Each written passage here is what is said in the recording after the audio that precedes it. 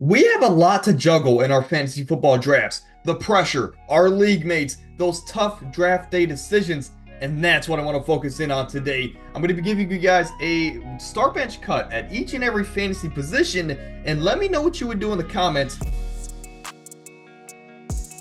Starting off here at the quarterback position, and this is a strategy where if you're looking for an elite backup, or if you punted the quarterback position and you're like, oh shoot, I need a quarterback. These are some guys that are going in round 9.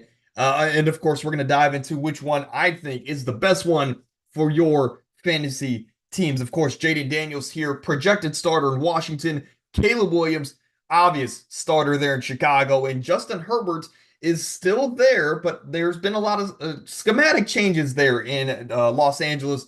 So all three of these guys are going in the third round, or in the ninth round, excuse me. One's a proven veteran. Two are the first two picks in the recent NFL draft. Jaden Daniels gives you the most dynamic ability as far as his potential with his legs. Arguably gives him the highest potential out of all three of these guys. Herbert, of course, great fantasy quarterback, but Jim Harbaugh is now in the mix. How much is this running offense going to take away from his fantasy production? And Caleb Williams, of course, who doesn't want their hands on the newest toy, right? The shiniest toy, a guy that's destined to break a lot of records already in his rookie year for the Chicago Bears. So to me, as far as my rankings, which have come out, or which will come out in the next couple of weeks, Caleb Williams is my 13th quarterback on my board. Might sound crazy, but when you put him in an offense with a pass-happy schematic coach behind him, and then you have, of course, Keenan Allen, which you traded for, great receiver. You have Rome Odunze, my favorite receiver in the class. And then you also have DJ Moore, who is a bona fide wide receiver one in this league now, with a Cole Kmet, who's regaining his confidence. They bettered this offensive line. This defense is okay, so that might lead to the defense giving up a lot of points. Caleb Williams needs to continue to step up and be his magical self. Now, do I expect a slow start to his NFL career? Yes. And that's why I think Caleb Williams should be a backup for our fantasy teams and not your bona fide starter. But I think he's going to have a slow start, tremendous end to the season to show why he's the number one overall pick. I'm going to start Caleb Williams. And that leaves me with Justin Herbert, tremendous quarterback, subpar weapons, and of course, not the best fantasy scheme around him. Or Jaden Daniels, who has the weapons around him, probably a better group of weapons around him with Terry McLaurin, Jahan Dotson. You guys know the crew. And of course, he's going to be the starter from day one as well. This might shock some people, but I think I would go probably, if my draft was today, I would probably back the veteran, a guy in Justin Herbert, who is, yes, it's going to be a run-first scheme there in Los Angeles. But I think that's going to open up the pass later on in the games, and that's where Justin Herbert is going to have, I guess, not as tight of windows to throw that we're thinking he's going to with these subpar wide receivers. I think these guys are going to have a lot of one-on-one shots, and Justin Herbert's going to give these guys the best opportunity to make the best play. And of course, Jim Harbaugh has made a career out of getting wide receivers open and letting his quarterback succeed. With this, running scheme around him, I think Justin Herbert is going to be the best quarterback that Jim Harbaugh's ever had, and he's going to produce, even though on paper it doesn't look like there's much to produce with, if that makes any sense. And that would lead me to cut Jaden Daniels, who's actually going as the first quarterback off the board out of this three. Now, you really can't go wrong with these three. To me, well, actually, as long as you're starting Caleb Williams, I'm okay with that decision. But how about some running backs? Of course, Joe Mixon, James Cook, and Rachaad White, all going between the 5th and the 6th round. And these are running backs that, on paper, they are all in the same group, right? But Joe Mixon, again, joining a new offense, gives them a different look, and he's going to be a great safety blanket option in the receiving game for CJ Stroud. And of course, I think they might end up running a little bit more than we think there in Houston with all those high-flying options, with all those great receivers, right?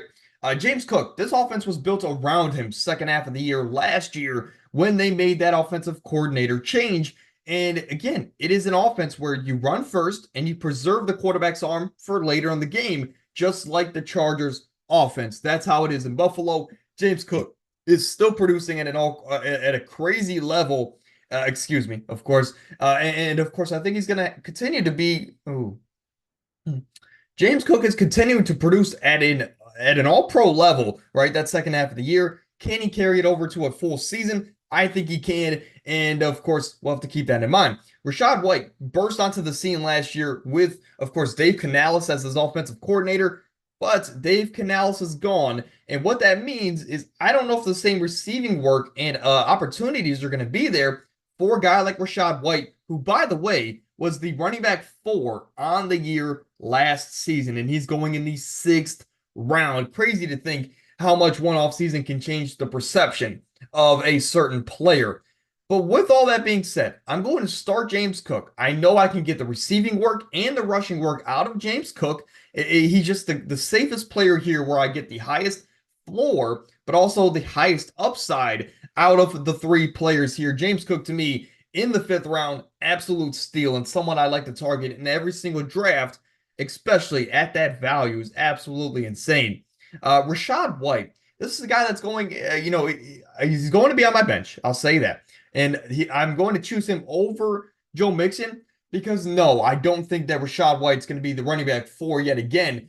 But I do think he can finish as a top 12 running back potentially because the receiving work should still be there. Baker Mayfield has always, in his career, historically, targeted the running back in the passing game, and a lot has to do with his height, of course. But Baker Mayfield has always dumped off, and I still think Rachaad White can carve out a season with 50-plus receptions, and of course also the ground game as well. So I just trust Rachaad White a little bit more than a guy like Joe Mixon. Of course, James Cook and Rachaad White could both finish as top 10 guys. I don't think that's the case for a guy like Joe Mixon. To me, I'm a lot lower on Joe Mixon than the consensus, even though the opportunity is there for him to succeed at a high level in Houston. So I'm going to cut Joe Mixon in this scenario. Again, the 2 guys that are going the earliest in these are getting cut. Seems like a trend, right? For the wide receivers, let's go early in the drafts here. Marvin Harrison, Drake London, and Chris Olave, all guys that are going within the first 5 picks of the 2nd round of full PPR drafts. And this is interesting. 2 Ohio State guys, 1 Drake London. Where are we going to go? To me, if you want my straight-on rankings, I have Chris Olave as my start, and I think I'll just get it out the way here. I'm starting to be higher and higher on these New Orleans players. I don't think their team is going to be great. In fact, I hope that they're not great this season.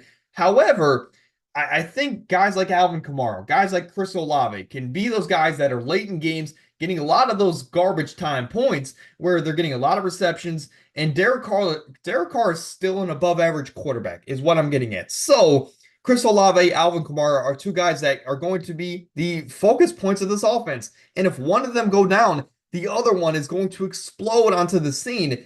I'm not a big fan of Dennis Allen, but I really think that he can at least get these 2 guys the ball a healthy amount, and they're going to be worth their draft day selection spots at the middle of the 2nd round, and for Kamara in the 6th round.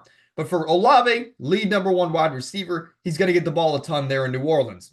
Now that leads me to Marvin Harrison, the young, talented rookie, or Drake London. I'm going to bench Marvin Harrison Jr. I'm not going to continue the trend where the earliest one is who I cut.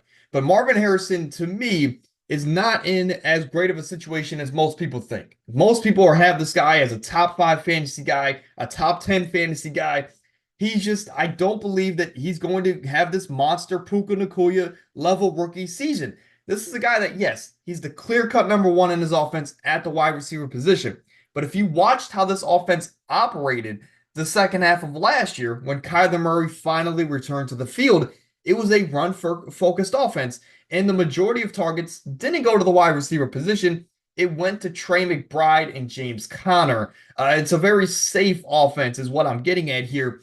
And sure, you can have the argument that this offense didn't have a receiver half as talented as Marvin Harrison, and I understand that. To me, I think Marvin Harrison is going to have a great rookie season. He's going to have an even better career. But as far as fantasy football, I think Chris Olave has a little bit of a higher floor, and of course, probably about the same ceiling in fantasy, which that's why I'm going to start Olave, bench Marvin Harrison, and I just worry about Kirk Cousins a little bit as far as his return to the field. And Drake London's one of those guys where I talked about it on Monday. He's just one of those guys I can't pull the trigger on in fantasy football. I see the potential. I see the talent. And again, I see the situation, but he's just one of those players that I just don't know what it is. I can't pull the trigger on Drake London to be on my fantasy team. It's just one of those things. At the tight end position, we'll finish off here with some fifth round guys.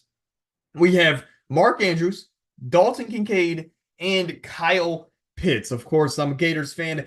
Is that going to get in the way of biasy? We'll see here. But I'm going to start Dalton Kincaid here. He's the number one clear-cut guy in Buffalo. No more Stephon Diggs. James Cook will take a little bit of his production, but I'm not too worried about Curtis Samuel and Keon Coleman. Those guys are either mid-tier receivers or, of course, in Keon Coleman's case, he's a rookie. I don't expect him to be Puka Nacua.